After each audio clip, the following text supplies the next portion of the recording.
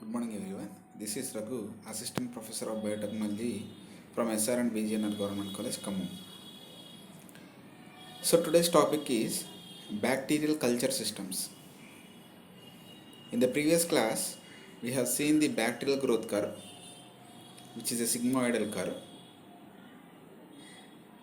So which includes lag phase, log phase, stationary and death phase. So in this topic, we will see the bacterial culture systems which follows the bacterial growth curve.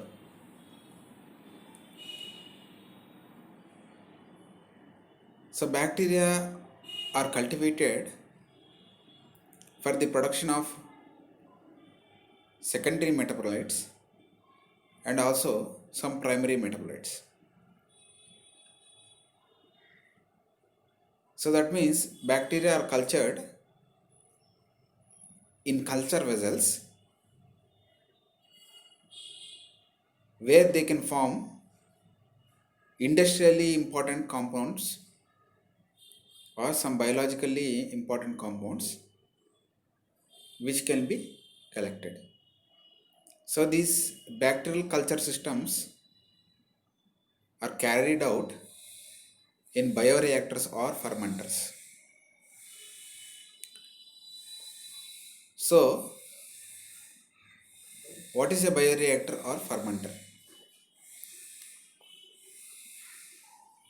So culture vessels are used which maintains all the conditions for the growth of the bacterial cells and are classified into two different major types, bioreactor or fermenter. So a fermenter is a vessel which carries out fermentation process by the bacterial cells, whereas a bioreactor can carry out fermentation process or other biochemical reactions which occur aerobically. So fermenter is strictly maintains anaerobic conditions, whereas bioreactor it carry out the culture system either in aerobically or anaerobically. So if you see the definition, bioreactor is a closed vessel that facilitates different types of biochemical reactions. Both aerobic and anaerobic reactions can be carried out by bioreactor. Whereas fermenter is a type of bioreactor that is specialized only to carry out fermentation. So only fermentations are being carried out. So that is strictly anaerobic. So any type of biochemical reaction is carried out in a bioreactor, but only fermentations are carried out in fermenter. And the type of products that are obtained in bioreactor include drugs, pharmaceutical compounds, peptides, amino acids, etc. Whereas fermentations they produce acids and alcohols like ethanol, citric acid, etc.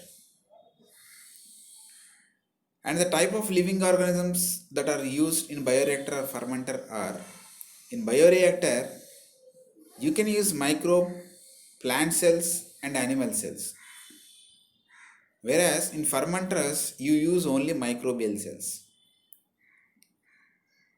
and strictly anaerobic in case of fermenter can operate under both aerobic and anaerobic conditions in this bioreactor. So these are the major differences between a bioreactor or fermenter which carry out the culture of bacterial cells or animal or plant cells. So this is the Stirred-tank bioreactor.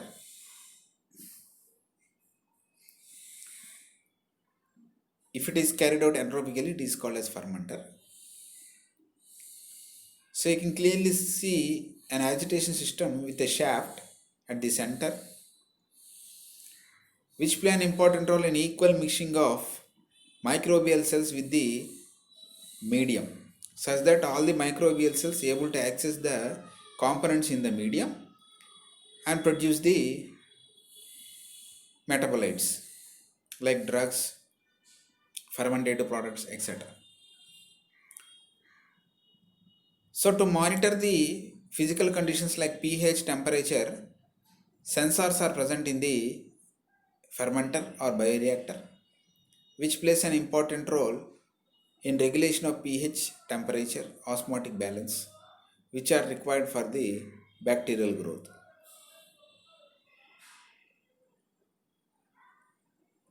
You can clearly see an effluent outlet which is used for collection of the medium that contains the metabolites produced by the bacteria, and a feeding pump which is used for the transport of medium into the bioreactor or fermenter. So this is simple representation of a bioreactor. So this is a stirred tank bioreactor where completely continuously stirring of the medium will takes place.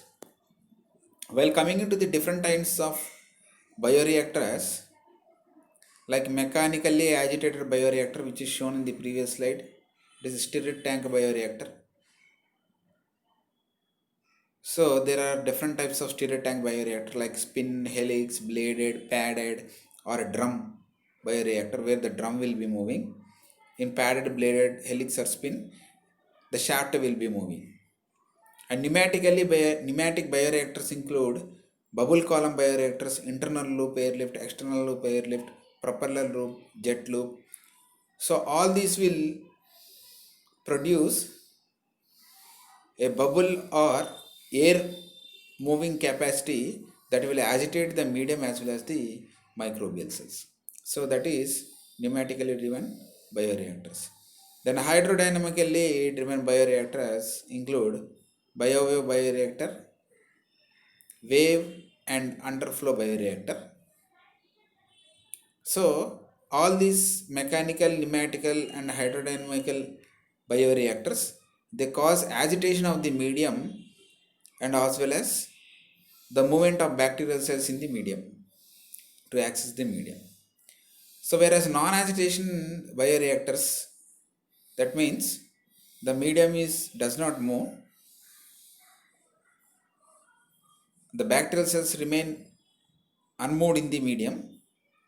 Sometimes the medium doesn't move, the bacterial cells will be present on the medium. Sometimes the bacterial cells does not move, the medium will be moving over the bacterial cells. These are of three types: packed bed bioreactors, fluidized bed bioreactor, and membrane bioreactors. So these are the different bioreactors based on the agitation of the medium as well as the bacterial cells.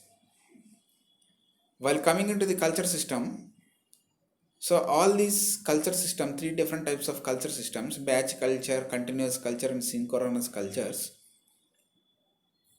Among these three, the first two, batch and continuous culture, are especially maintained in the bioreactors, which are mentioned in the previous slides. So these two culture systems like batch culture and continuous culture are widely used for the production of pharmaceutical compounds, drugs, antibiotics, acids, alcohols from the bacteria. So now we will see the clear culture conditions and the type of these culture systems. So batch culture. So in batch culture system, the fermentation process is carried out in a closed vessel. Here it is called as, the bioreactor is called as fermenter, and it is carried out in a closed condition, and all the medium components and microorganisms are introduced at a time at the starting of the fermentation process, and the products are collected at the end of fermentation. So all the nutrients, temperature, pH and everything is maintained in a batch, and after completion of the culture process, the products are obtained. So these kind of fermentation process are especially used for the production of alcohol from the bacteria.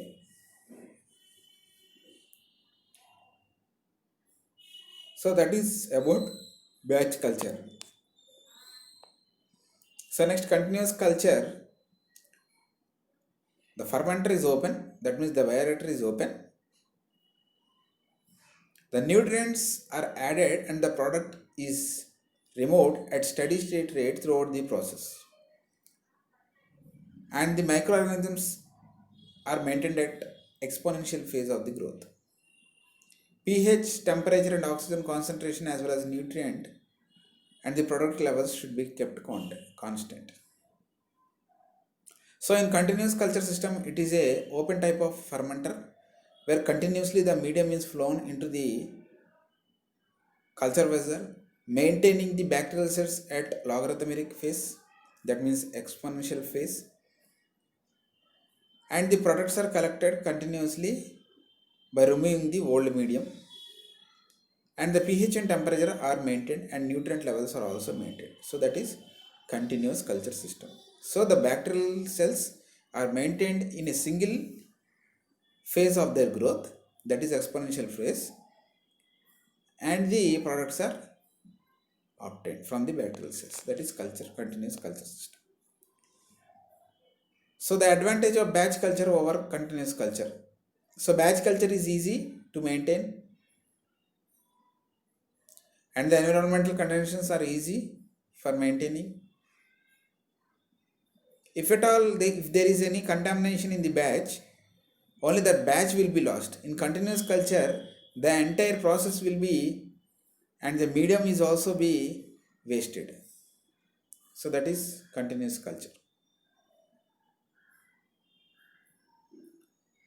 So batch culture plays an important role in production of certain compounds like ethanol and also secondary metabolite like penicillin. So penicillin notatum and penicillium chrysogenum, they produce penicillin only in the stationary phase, which is difficult to maintain in the continuous culture system because the bacterial cells will be present in logarithmic phase. So secondary metabolites are especially produced by the batch culture, especially like penicillin, ethyl alcohol, etc. So that is the advantage of batch culture over continuous culture system.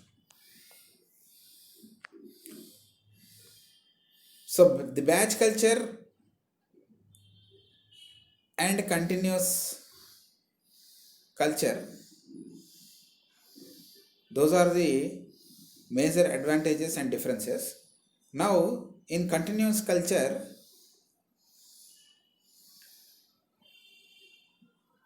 the bacterial cell number is monitored with the help of chemostat or turbidostat. Bacterial cell number in the culture is maintained with the help of chemostat or turbidostat. So typically speaking, these two are two different types of continuous culture systems. That is, chemostat is one type of continuous culture system and turbidostat is another type of continuous culture system. If you see the major differences in chemostat, a system in which chemical composition is kept at control level for the culture of microorganisms. In turbidostat, a continuous microbial culture device which has feedback between the turbidity of the culture vessel and the dilution rate.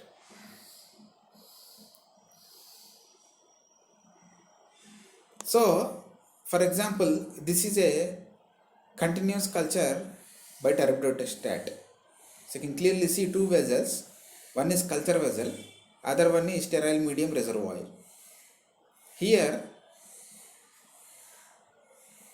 new culture medium is continuously added to the culture vessel by measuring the turbidity of the medium in the culture vessel. If the medium becomes more turbid, fresh medium is added, sterile medium is added from the reservoir tank from the top. And the turbidity of the culture vessel is calculated with the help of turbidometer, which is having a photo cell and a light source, and the number of bacterial cells are measured with the help of turbidity, and fresh medium is added to the culture vessel based on the turbidity. So this is a continuous culture system by turbidostat. So whereas chemostat, the continuous culture system by chemostat, it will measure a chemical component in the medium rather than the bacterial cells. For example, if a chemical component is deprived or it is completely utilized by the medium, immediately that chemical compound containing fresh medium is added to the culture vessel, and the old medium is removed with the help of collecting receptacle. Like this, rather than measuring the bacterial cells, here the chemical composition of the medium is measured and fresh medium is added to the culture vessel such that the bacterial cell number is maintained. So both in chemostat and turbidostat, the bacterial cell number will be same, but in chemostat the fresh medium is added based on the chemical composition of the medium. In turbidostat, the fresh medium is added based on the turbidity of the medium. Clearly see, the dilution rate remains constant, dilution rate varies in turbidostat, whereas it remains constant in the chemostat. So chemostat proceeds with a limiting nutrient in the medium, has no limiting nutrient, but in case of limiting nutrient, it is the number of bacterial cells, the turbidity of the medium is observed in continuous turbidostat systems.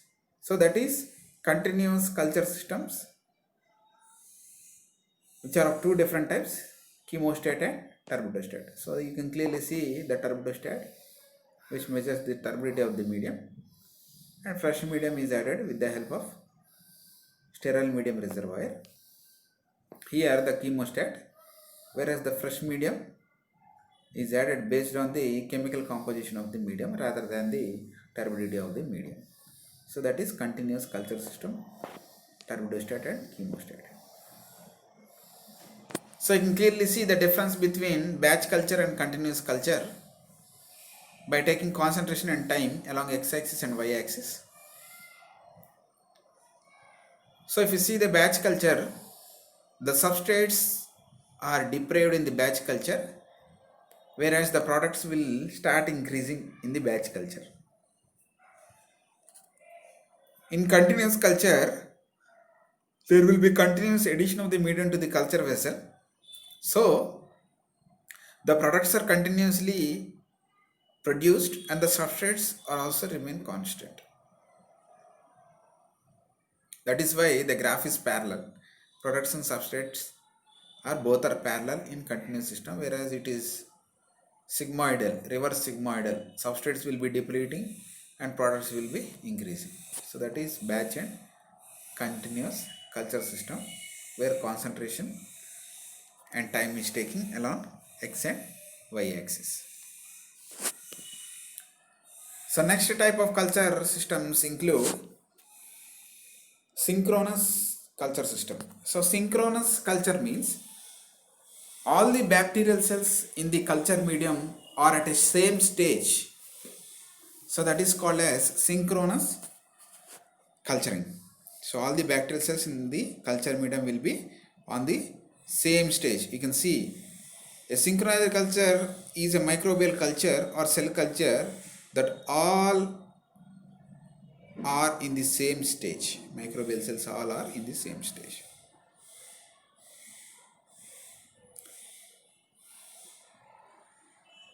So synchronized cell provides information measurement made on such a culture is equivalent to measurement made on individual cells. So since individual cells will be at one stage, synchronized culture will be also on the same stage. So the experiments performed on individual cells can be performed on synchronized cell cultures, and the results will be same for synchronized cells and individual cells.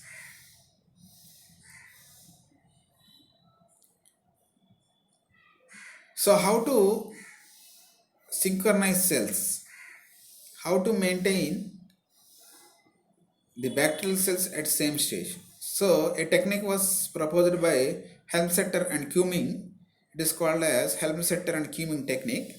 So you can clearly see on the top a filter is arranged in the culture vessel, and the culture is allowed to pass through the filter, and some bacterial cells will seen attached to the filter, and that filter is inverted in a fresh medium where the loosely bound cells are washed away, and these bacterial cells which are attached to the filter that are dipped in the fresh medium will divide and produce bacterial cells which are at same stage. So this is Helmstetter Cumming technique of producing synchronous cultures in bacteria.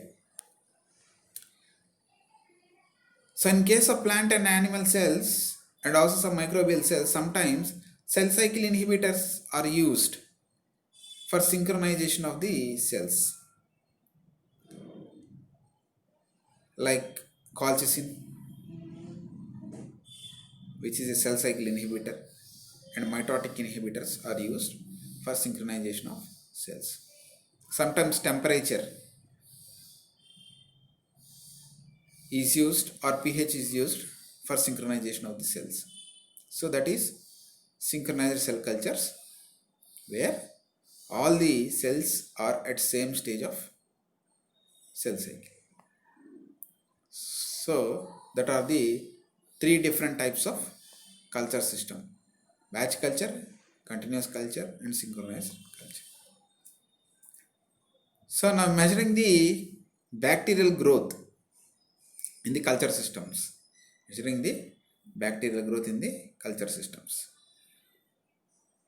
So bacterial growth can be measured by two ways: direct and indirect method. So direct method includes direct cell counts, viable cell counts, and indirect methods includes turbidity. So if you see the first one, direct cell count, it is also called as microscopic cell count, where a Newbar chamber or hemocytometer is used. The hemocytometer or Newbar chamber will be having small squares. So what you have to do is, you have to place a drop of the bacterial cell culture on this grid of the Newbar chamber, which contains the squares, and cover the grid with microscopic cover slide and observe under a microscope and count the number of bacterial cells in each square of the grid.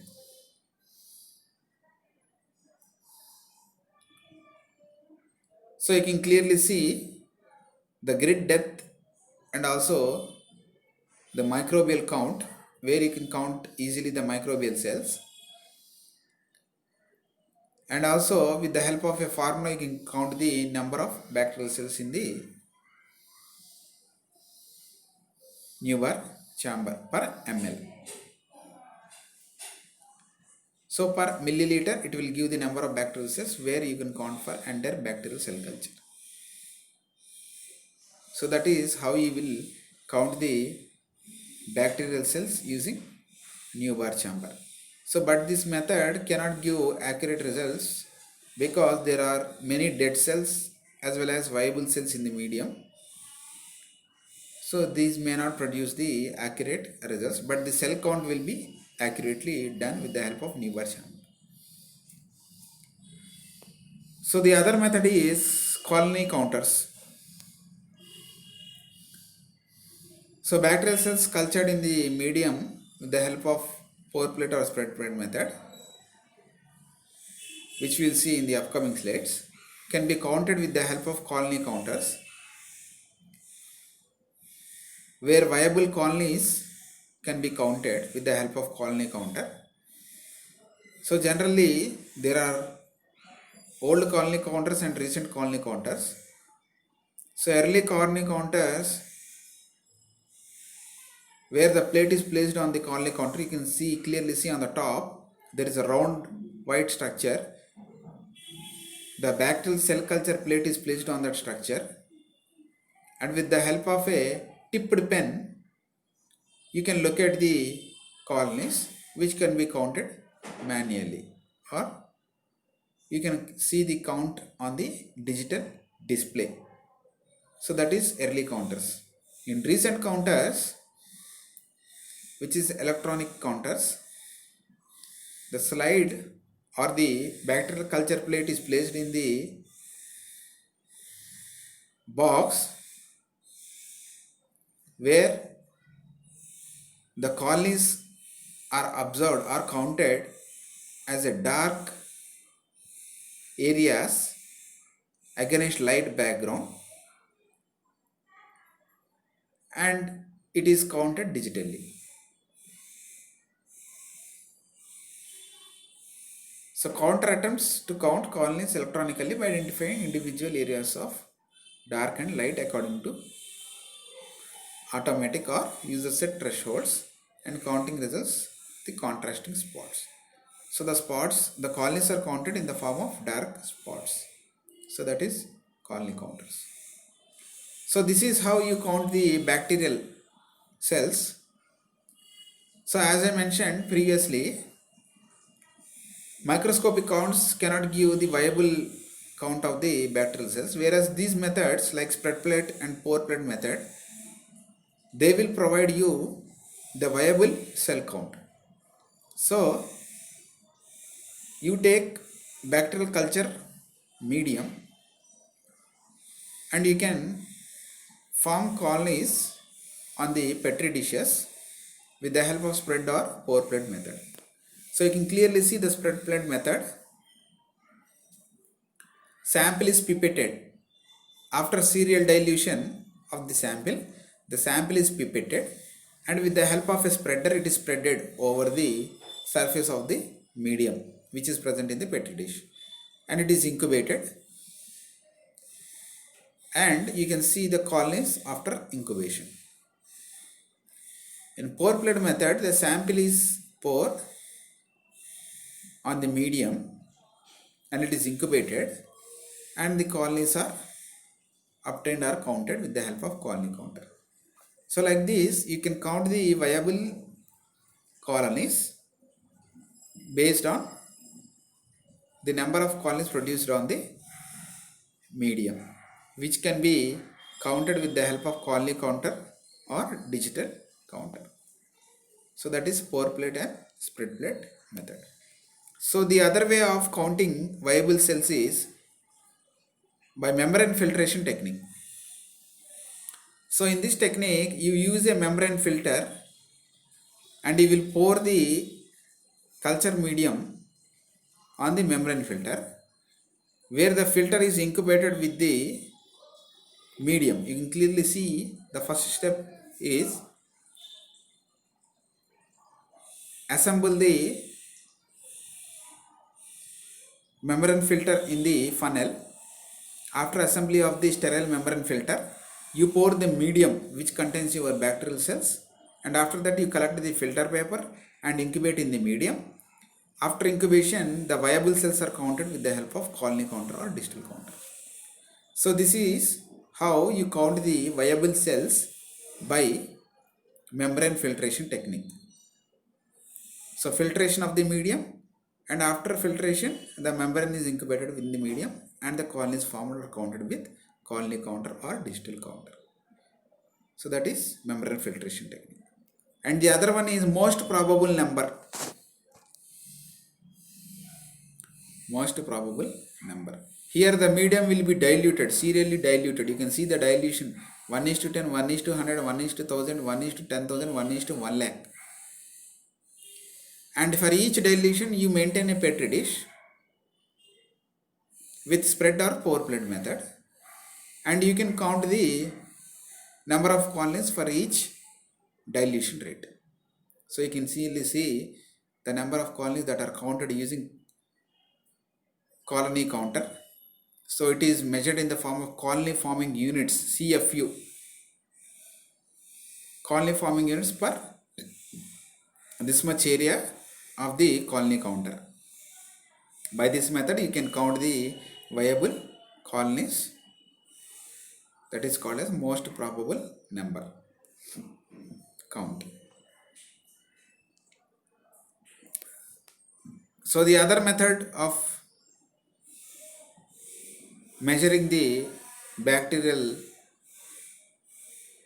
growth is dry weight method. Generally this is not so suitable for the bacteria, but sometimes it is used to measure the dry weight, where the suspension or medium is centrifuged and the pellet is obtained, and that pellet is dried in a desiccator where completely the water is removed, only the dry cells are obtained and the weight of the dry cells is measured. So this is how you do by dry weight method. And sometimes you can use turbidity measurement also, where a little amount of culture medium is taken and it is placed in a colorimeter or spectrophotometer, and the absorbance or transmittance is calculated, and the number of bacterial cells in the medium can be obtained. But this does not give the accurate results because the medium contains both dead and viable cells. The previous methods like pore plate method, spread plate method, membrane filtration technique, most probable number will give accurate results of viable cells. So turbidity will give accurate result, but it will count both dead and viable cells. So that is measuring the growth of bacterial cells by direct and indirect methods. So that is today's topics, culture systems and measuring the growth of bacteria. Thank you for patiently listening the topic.